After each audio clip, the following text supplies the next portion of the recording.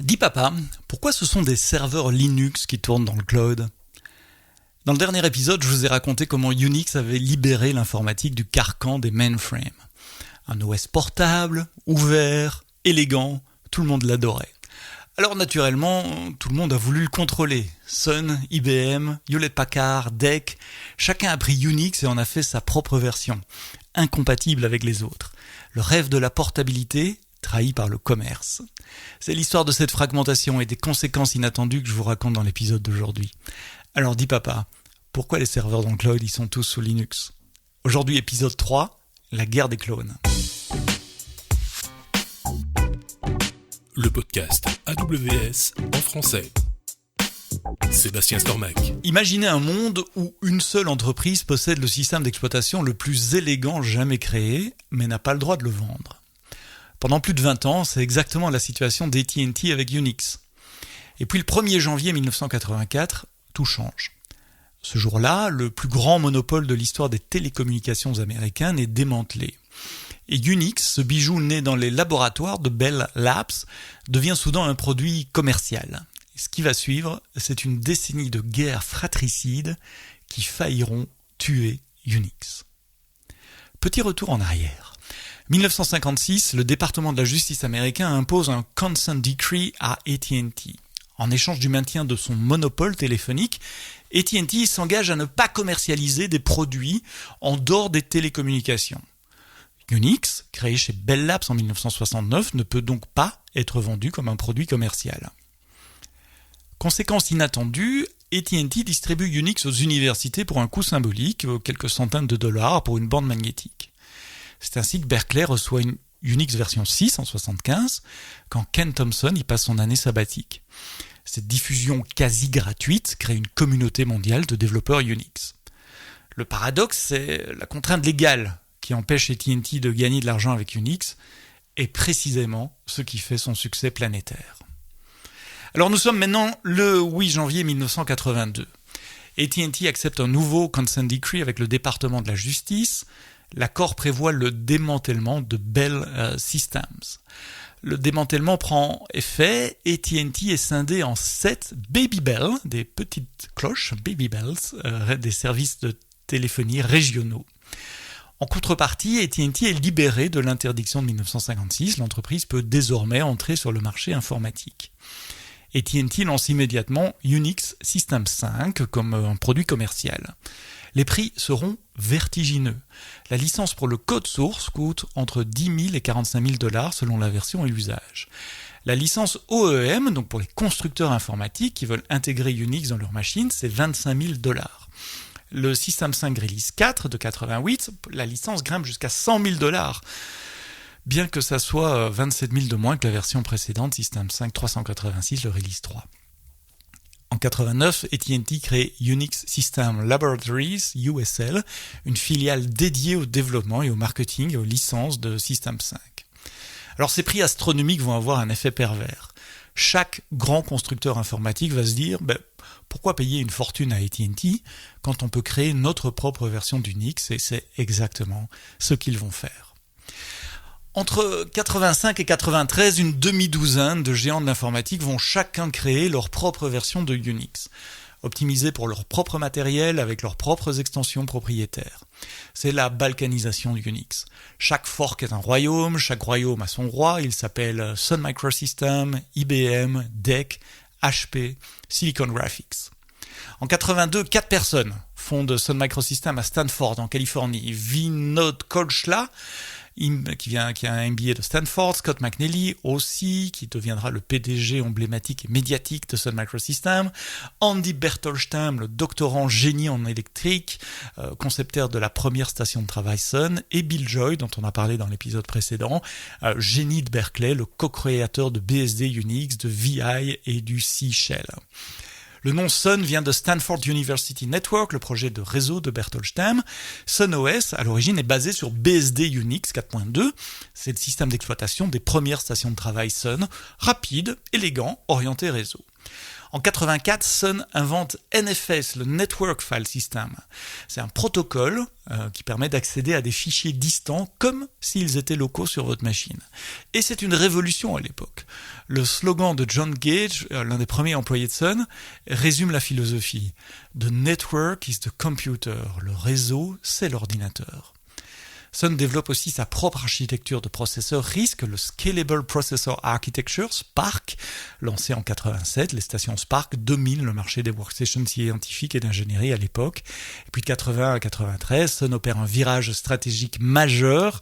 Ils abandonnent SunOS, basé donc sur BSD, et progressivement remplacé par Solaris, qui lui est basé sur le système 5 Release 4 d'AT&T. C'est le fruit d'une alliance très controversée à l'époque avec AT&T. Ce rapprochement avec AT&T va déclencher une panique chez les concurrents et provoquer la création de l'Open Software Foundation. Moi, c'est sur Solaris que j'ai appris Unix à l'université, sur les stations de travail mises à disposition des étudiants. Et mon premier shell, c'était pas C Shell, c'était le Bourne Shell, SH. Mon premier éditeur, c'est VI, et c'est encore lui que j'utilise aujourd'hui quand je dois rapidement éditer une ligne ou deux dans un fichier texte. Je ne sais pas utiliser Max, j'ai aucune intention d'apprendre. Mes premières connexions réseau, bien avant le World Wide Web, c'était Telnet pour se connecter à distance, Ping pour vérifier qu'une machine répondait, un logiciel de chat en mode texte dont j'ai oublié le nom, et FTP évidemment pour transférer des fichiers. Pas de navigateur web évidemment à l'époque, pas de souris ou quasiment pas, juste un terminal, une ligne de commande. Et à l'époque, ça semblait magique. Merci Sun Microsystems. Mais il y a IBM aussi, IBM AIX, qui lui se lance dans la danse en 1986. Et AIX, c'est Advanced Interactive Executive. Ça tourne sur le RTPC, Risk Technology Personal Computer. C'est la première machine commerciale d'IBM basée sur une architecture RISC. Le RTPC utilise le processeur ROM-P issu du projet de recherche 801 d'IBM, tout premier processeur RISC conçu en 1974. En 90, lancement du RS6000 qui remplace le RTPC, et c'est la première gamme à utiliser l'architecture Power, le Performance Optimization with Enhanced Risk, qu'on retrouvera plus tard dans les Mac d'ailleurs. Les RS6000 sont des bêtes de calcul prisées dans la finance, la recherche scientifique, l'ingénierie, et AIX est aussi un Unix System 5 avec des extensions BSD. IBM, lui, ajoute ses propres innovations, le Logical Volume Manager, LVM, et le JSF, le Journal File System, le SMIT, System Management Interface Tool. L'architecture Power évoluera chez PowerPC en alliance avec Motorola et Apple, que j'ai déjà cité, et reste encore vivante aujourd'hui dans les serveurs IBM Power. Troisième larron dans la danse, c'est HPUX, le discret dominant des télécoms. En 84, Hewlett-Packard lance HPUX sur ses machines.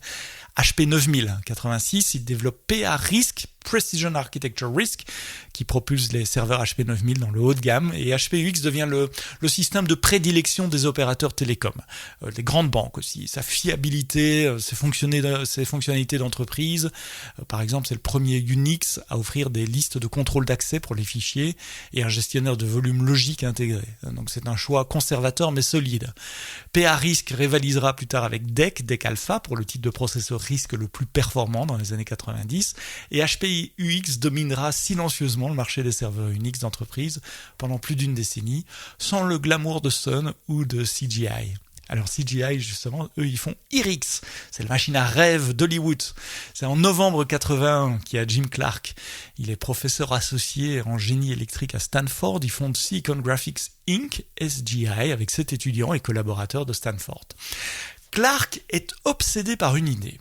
Créer des ordinateurs capables d'afficher des images en 3 dimensions en temps réel grâce à des Geometry Pipeline matériels. En 84, SGI lance sa première station de travail, l'IRIX 1400. En 88, le système d'exploitation prend le nom d'IRIX à partir de la version 3, basé sur System 5, lui aussi, avec des extensions BSD, lui aussi. IRIX tourne sur des processeurs MIPS, Microprocessor Without Interlocked Pipeline Stage. En 91, lancement de l'Indigo, une station de travail compacte basée sur le MIPS R3000A. L'Indigo devient la machine de référence pour l'animation en 3D, prisée de tout Hollywood. 93, CGI lance l'Onyx, un supercalculateur graphique à $250,000, utilisé pour des simulateurs de vol et pour des effets spéciaux. Et le client de CGI, c'est Hollywood. Terminator 2, le jugement dernier en 91. La société de George Lucas, Industrial Lights and Magic, utilise des stations CGI pour créer le T-1000, le premier grand personnage CGI d'un blockbuster. Les techniques de morphing, le logiciel Alias tourne sur du matériel CGI et c'est une révolution visuelle pour l'époque. 2 ans plus tard, Jurassic Park. C'est les dinosaures photoréalistes de Steven Spielberg qui sont rendus, donc créés sur des stations CGI chez ILM. Le film rapportera à l'époque 914 millions de dollars et prouve que le CGI peut remplacer les effets pratiques. Et puis Toy Story en 95 avec Pixar qui utilise des fermes de rendu incluant à la fois des machines Sun et des machines CGI pour le premier long métrage entièrement en images de synthèse. Et ça tombe bien qu'on en parle parce que aujourd'hui, été 2026, sort Toy Story 5. Les stations CGI apparaissent même à l'écran dans Jurassic Park. La scène où Lex dit « It's a unique system, I know this ». Ça montre l'interface 3D File System Navigator DirectX sur un CGI Indigo.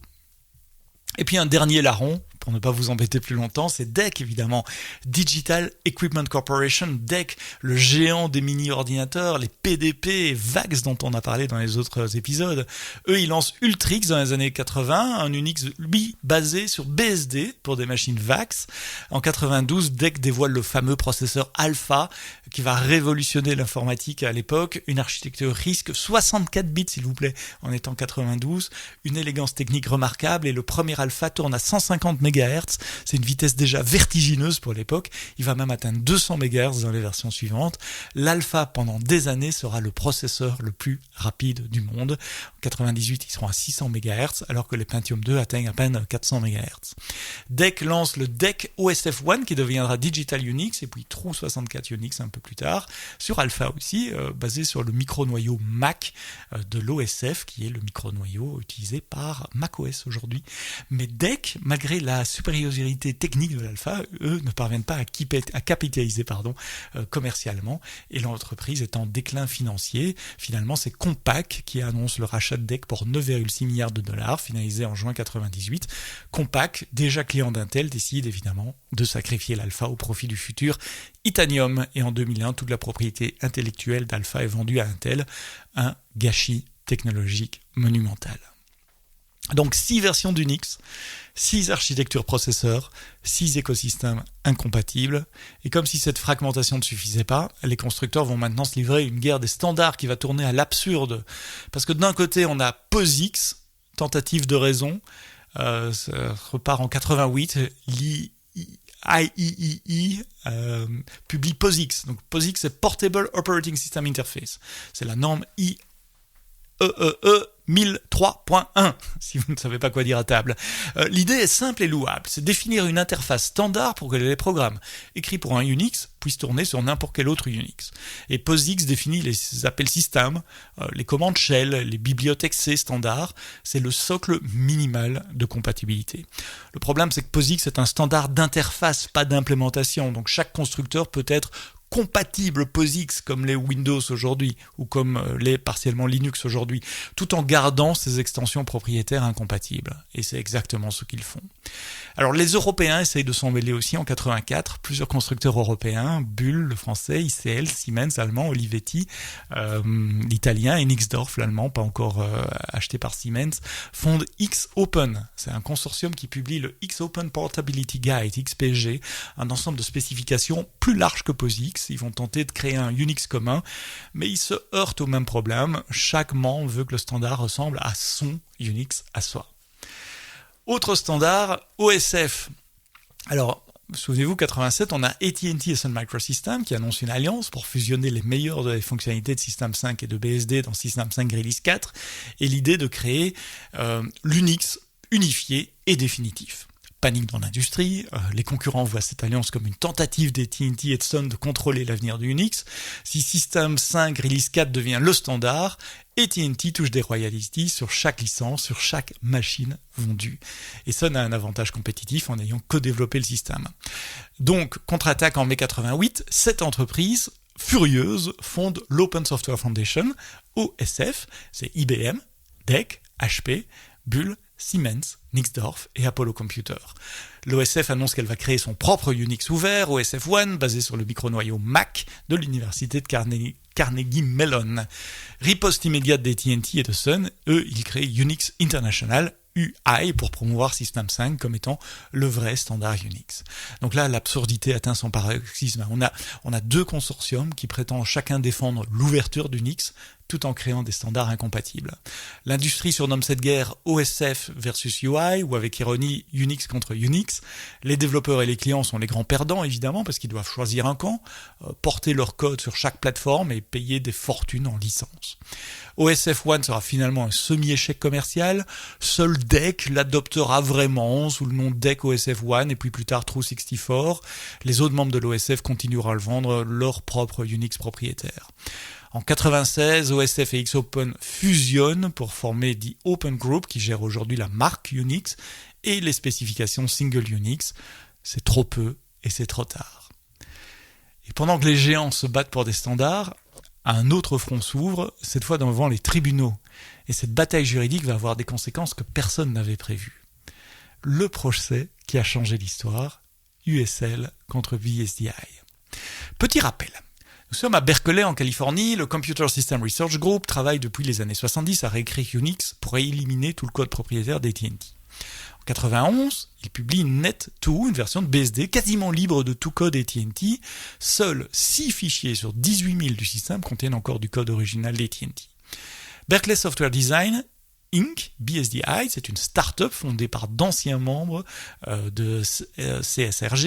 Ils commencent à vendre BSD 386, un Unix commercial pour les PC basé sur Net2, au prix assez provocateur par rapport à AT&T.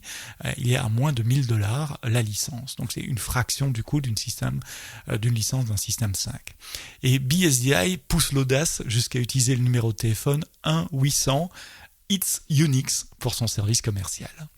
Évidemment, ça ne plaît pas à AT&T. Avril 92, Unix System Laboratories, vous vous souvenez, la filiale d'AT&T, dépose plainte contre BSDI et l'Université de Californie devant le tribunal fédéral du New Jersey. USL accuse BSDI de violation de copyright et de ses secrets commerciaux.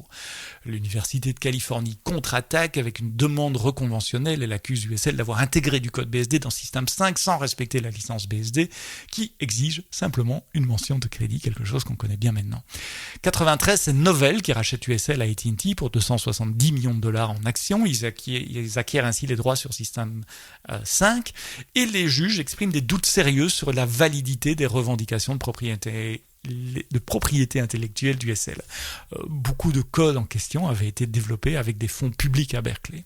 Finalement, février 94, Novell et l'Université de Californie parviennent à un règlement à l'amiable. Les termes exacts restent encore aujourd'hui confidentiels, mais on sait grosso modo que les grandes lignes, c'est quoi ? 3 des 18 000 fichiers de Net2 doivent être retirés. 70 fichiers doivent inclure des notices de copyright d'USL et les deux parties s'engagent à ne plus poursuivre sur BSD. Et les conséquences de ce procès sont fatales parce que pendant 2 ans, de 92 à 94, le procès gèle complètement le développement et l'adoption de BSD. Aucune entreprise censée ne va bâtir son infrastructure sur un système d'exploitation dont le statut juridique est incertain.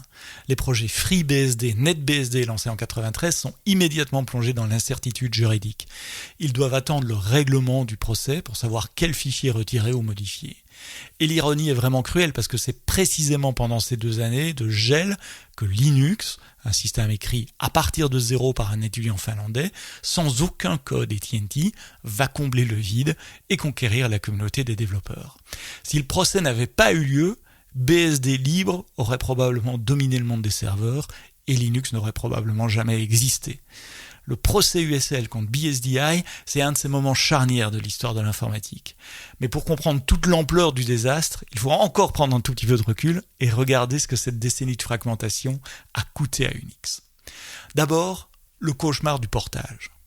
Un développeur qui écrit une application Unix pour des entreprises dans les années 90 doit la porter sur au minimum 5 plateformes. SunOS Solaris sur Spark, AX sur PowerPC, HPUX sur PRISC, IRIX sur MIPS, Ultrix True64 sur Alpha ou sur VAX, et puis souvent aussi SCO Unix ou Interactive Unix sur Intel. Chaque Unix a ses propres extensions de l'API system pour les signaux, pour les threads, pour la mémoire partagée. Ils ont des outils d'administration différents, des formats de paquets incompatibles, des compilateurs avec des options différentes, des comportements subtils différents pour les mêmes appels système. Les éditeurs de logiciels doivent maintenir 5 ou 6 branches dans leur code. Les coûts de développement et de test explosent. Ensuite, chaque constructeur optimise son propre Unix pour son propre matériel. Les performances sont excellentes, mais uniquement sur la plateforme du constructeur. Un client qui choisit Sun est verrouillé sur Spark. Un client HP est verrouillé sur PA-RISC. Changer de fournisseur signifie réécrire ou au minimum recompiler toutes ces applications, reformer ses administrateurs, remplacer tous ces scripts. Et l'ironie suprême, c'est que Unix, né de la philosophie de l'ouverture et de la portabilité, Write Runs, Run Anywhere, avant que Java ne vole le slogan plus tard, est devenu un archipel de systèmes propriétaires aussi fermés que les mainframes qu'il était censé remplacer. Pendant que les constructeurs Unix se battent entre eux, un système d'exploitation propriétaire, fermé, techniquement inférieur, mais disponible sur du matériel bon marché et standardisé, gagne silencieusement du terrain. Windows NT. Lancé par Microsoft en juillet 1993, les entreprises lasses de la fragmentation Unix commencent à se tourner vers la plateforme Intel Windows, non pas par amour de Microsoft, mais par épuisement face au chaos de Unix. La fragmentation Unix est le meilleur argument de vente de Microsoft. Et là-dessus, nous arrivons le 25 août 1991. Nous sommes à Helsinki, en Finlande. Un étudiant de 21 ans, nommé Linus Benedict Torvalds, est assis devant son PC 386. Depuis avril, il travaille sur un projet personnel, un petit noyau de système d'exploitation inspiré de Minix, le système pédagogique d'Andrew Tannenbaum. Ce soir-là, Linus ouvre son client Usenet et poste un message dans le groupe Comp OS Minix. Le sujet, What you would like to see most in Minix? Qu'est-ce que vous aimeriez bien voir de Minix?